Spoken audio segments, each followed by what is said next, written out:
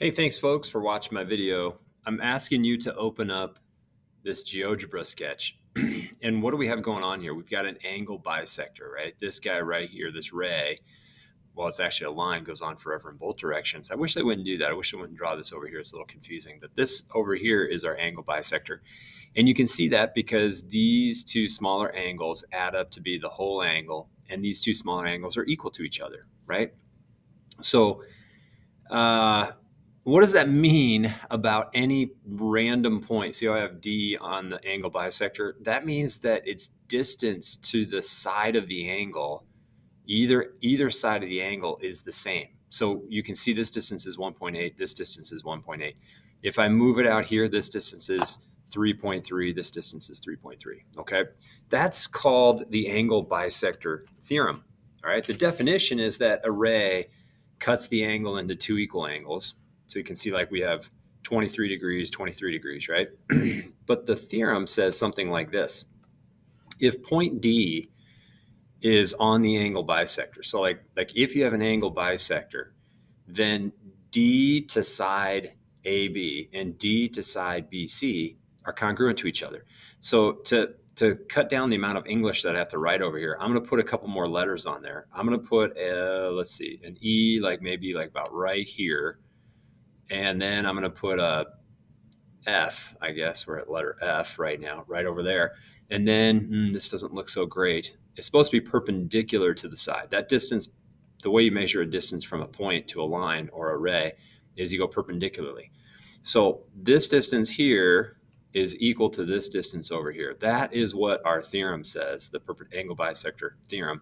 So if you have an angle bisector, then D to ray BA is equal to D to ray BC, D to BC. Okay, so that's what it means to have the angle bisector theorem. If we flip that around and we say if D to BA is equal to, is congruent to, or equal to, D to BC, then you have an angle bisector. So if we notice that these two are equal, then we could say, oh, this is definitely the angle bisector. If we know we have an angle bisector, then we can say these two are equal to each other. Those are converses of each other, all right? So on the homework today, we're going to recognize those facts. So we could see this piece here was equal to this piece here. And so that means this is definitely the angle bisector. And that means that this is 43 degrees, and this is 43 degrees over here. That's why we were saying the answer to number one is 43 degrees.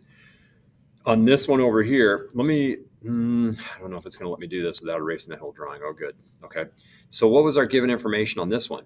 Well, we were given that this little angle right in here is equal to this little angle right over here. You can see the little red tick marks in there. That means that these two pieces have to be equal to each other. That's what the angle bisector theorem says, that if you have the angle bisector, then the distances to the sides of the angle are equal to each other. So we set the two expressions equal to each other. We solve for x. You have to be careful on number 3. That's going to give you a wrong answer if you plug in 9 because they were looking for mk. So you got to take the 9 value and plug it in for that x right there. So we're going to go 2 times 9 plus 1. So that's what, 18 plus 1 more is 19. So our final answer should come out to be 19. Okay, now look at this. When the drawing gets more complicated, you know, you've got actually 3 angles here. We got this angle, we got this angle over here, and then we got this one down here, right? Well, we can get a little lost in what's going on in a situation like this. But let's look a little more carefully. What are they telling us about this drawing? Well, they told us that point A is called the incenter. The incenter is formed by angle bisectors. So that means this is an angle bisector, this is an angle bisector, this is an angle bisector. So when you know that you have an incenter, you can make that conclusion that this little angle here equals this angle over here because of the angle bisector idea. So what we're going to do is we're going to set 3x plus 2 equal to 4x minus 9. 3x plus 2 equals 4x minus 9.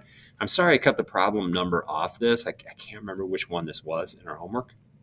But when you come across this, you're going to see in the directions that we have the incenter. That means we got angle bisectors. All right. So you go ahead and solve that algebraically. Make sure you're answering the question that they're asking. Like if they say find x, that you stop after you find x. But if they said find this angle measure here, then you're going to plug whatever number you get. It was 9 back here. I almost said 9. I don't know what you're going to get here. I'm not going to spend the time doing it. You do it. Then you plug x back here and get this angle. Or if they want the whole angle, like QPR, then you'd plug the number that you get for x here, right? Get an answer, maybe double it to get the whole angle, or you plug the answer here, and then add them together. That'd be another way of doing it. Hey, I hope I'm making this clear. The assignment is not really in the textbook. It's in McGraw-Hill, right? So we're putting down our homework right below our notes. So this is where the drawings go. Like you have number 1, you have number 3. I guess I skipped number 2, so you'd have number 2 down here. I hope I'm making this clear. Before I leave this, I want to show you one other thing on GeoGebra. You can open this SketchUp, right? It's in our assignment today. I put it right down here, right? And then this video is going to be obviously right here. I'm not completely done posting this yet. So what I'm saying is when you open this up, you could, if you're interested, do what I'm about ready to do. Okay, so I'm going to clear all that stuff off. I'll hit save. And then I'm going to make a triangle instead of just a single angle. So I'm going to make a triangle. Then I'm going to make the angle bisector. So I come down here to angle bisector. And the cleanest way of doing that is to pick a point, then the vertex, then another point. So the angle bisector tool is already turned on because I just made an angle bisector. So I just keep doing that. Point, point, point, and then I do that one more time. I should have a point of concurrence. This point right here is called a point of concurrence. We said it's called the incenter. All right, so I'm looking for the label tool. I don't think I can. Well, I mean, I can come in here and I can call this thing the incenter, I think. So let me try that real quick. I go right here and I get rid of this and I say incenter. Okay, so I want you to notice what that means. If I was to find the distance from that point to the side, I've got to go perpendicular. Notice how the angle bisector doesn't go perpendicular to the side necessarily. It could, but it doesn't in this situation. So I'm going to go up here and I'm going to make a perpendicular line from my point to the side. Okay. Then I'm going to find that point right there and create a point at that spot, at that intersection right there. And that's going to be a point that I want my circle to go through. You might say, circle, what's this have to do with circles? Well, this is the center of a circle that would be inscribed inside the triangle. So notice how it perfectly goes around and touches the 3 sides of the triangle. Where it touches that point of tangency, that's what that's called, it's perpendicular to the center. So now I could create my points this way. It looks like it's like right there. And then it does actually, I think, find the point of intersection. I can try moving it and verifying that I found the right spot. Yeah, see, it won't move off of that circle and the side.